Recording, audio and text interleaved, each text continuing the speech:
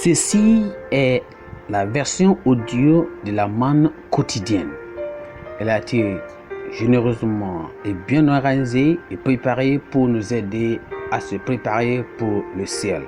Aujourd'hui, nous considérons le titre « Les malheurs des dirigeants infantiles ». Les malheurs des dirigeants infantiles. Prions ensemble. Père, nous te remercions ce jour, te remercions pour ce matin, te remercions pour la grâce que tu nous as donnée et l'opportunité d'être parmi les vivants ce matin. Nous prions que Seigneur, que tu nous aides, que ce que tu as à nous donner, que nous allons le recevoir au nom de Jésus. Merci parce que tu nous as exaucés. Au nom de Jésus, nous avons prié. Considérons les malheurs des dirigeants infantiles. Nous considérons notre texte dans le livre d'Ecclésiaste, chapitre 10, le verset 16 jusqu'au verset 20. La Bible dit ceci. Lisons ensemble la Bible. Ouvrez la Bible. Ecclésiaste, chapitre 10, à partir du verset 16 jusqu'au verset 20. Malheur à toi, pays dont le roi est un enfant, et dont les princes mangent dès le matin. Heureux toi, pays dont le roi est de race illustre, et dont les princes mangent au temps convenable pour soutenir leur force et non pour se livrer à la boisson. Quand les mains sont paresseuses, la charpente s'affaisse, et quand les mains sont lâches, la maison a des gouttières. On fait des repas pour se divertir. Le vin rend la vie joyeuse et l'argent répond à tout.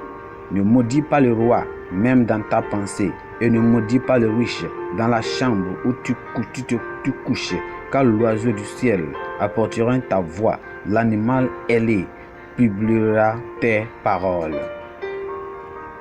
Notre verset clé ici, c'est le verset 16 qui dit « Malheur à toi, pays dont le roi est un enfant et dont les princes mangent dès le matin. » Allons dans le message. Le monde doit beaucoup à la civilisation qui a duré plus de 3000 ans et a enregistré un développement remarquable dans divers domaines. Au sommet de cette civilisation se trouvaient environ 170 pharaons connus. Nous savons le Toutankhamon est peut-être le plus populaire d'entre eux, mais il n'était associé ni à l'importance ni aux grandes réalisations. En effet, il est mort à l'âge de 18 ans. Il était surtout populaire pour son style de vie somptueux. Même lors de son enterrement, sa tombe abritait plus de 5000 objets coûteux. Il a été placé dans 3 vitrines de moimi, ça veut dire cercueil, en or qui s'emboîtaient les uns dans les autres. Si tous les pharaons avaient vécu comme lui, l'Égypte n'aurait pas connu l'âge d'or qu'elle a connu. Salomon, dans le texte aujourd'hui, a souligné le lien entre la prospérité d'un peuple et le caractère de ses dirigeants. Un pays qui est gouverné par des personnes infantiles, faibles et insensées, portées à la convoitise et au plaisir, est condamné. Mais lorsque le peuple est gouverné par un dirigeant au caractère noble, il y aura partout progrès, prospérité et bonheur. Dans l'Église, le caractère et la spiritualité du pasteur se répercutent sur la qualité spirituelle des membres. Il est triste et contesté que de nos jours, de nombreux dirigeants d'église sont spirituellement infantiles, excessivement indulgents et sans vision. C'est peut-être la raison la plus importante pour laquelle il y a tant de chrétiens de profession qui sont spirituellement anémiques et mondains, mais qu'il y ait des dirigeants spirituellement vivaces et saints dans les églises et il y aura un grand renouveau, des progrès et la joie dans l'église. Il n'est cependant pas nécessaire d'être un leader d'église pour avoir un caractère noble. Dieu attend de chaque croyant qu'il en ait des principes moraux élevés et qu'il ait un impact positif partout où il se trouve. Il n'est pas dans le caractère d'un chrétien d'être paresseux ou indulgent.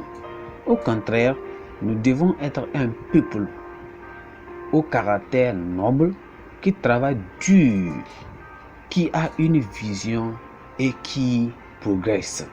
Que Dieu nous aide à être des gens humbles, des gens prêts à travailler et avoir des leaders comme pasteurs, comme des dirigeants dans nos églises, dans n'importe où, soit au boulot, dans le travail, dans nos maisons, dans la famille, que nous avons des leaders comme le père de l'homme, le leader de la maison, et à l'église, les pasteurs, n'importe qui. Ces leaders-là soient forts et vont travailler pour pouvoir aider à faire grandir et progresser l'église, la nation, la communauté, le travail, le boulot au nom de Jésus. Qui nous aide à être des gens prêts à travailler et Dieu ôte de nous la paresse au nom de Jésus. Aujourd'hui, la parole de Dieu nous dit que nous devons être humbles dans la foi et non infantiles dans la foi. Nous ne sommes pas comme des enfants dans la foi, mais nous sommes humbles dans la foi. Humbles dans la foi. Qui nous aide à être humbles dans la foi et non soyons comme des enfants dans la foi. Qui nous aide. Prions ensemble. Père, nous te remercions ce matin. Te remercions parce que tu nous as donné cette parole. Nous prions que tu nous aides, Seigneur, à être humble dans la foi et non à être infantile dans la foi. Merci parce que tu nous as ressuscités. Enlève de nous la paresse. Enlève de nous, Seigneur, l'insanité. Enlève de nous ce qui fait qu'on n'arrive pas à avoir le progrès. Ôte de nous au nom de Jésus. Aide-nous à être intelligents dans notre travail au nom de Jésus. Merci parce que tu nous as exaucés. Au nom de Jésus, nous avons prié. Amen. Notre lecture biblique est prise dans le livre de Tite, chapitre 1 jusqu'au chapitre 3. Merci, que Dieu vous bénisse.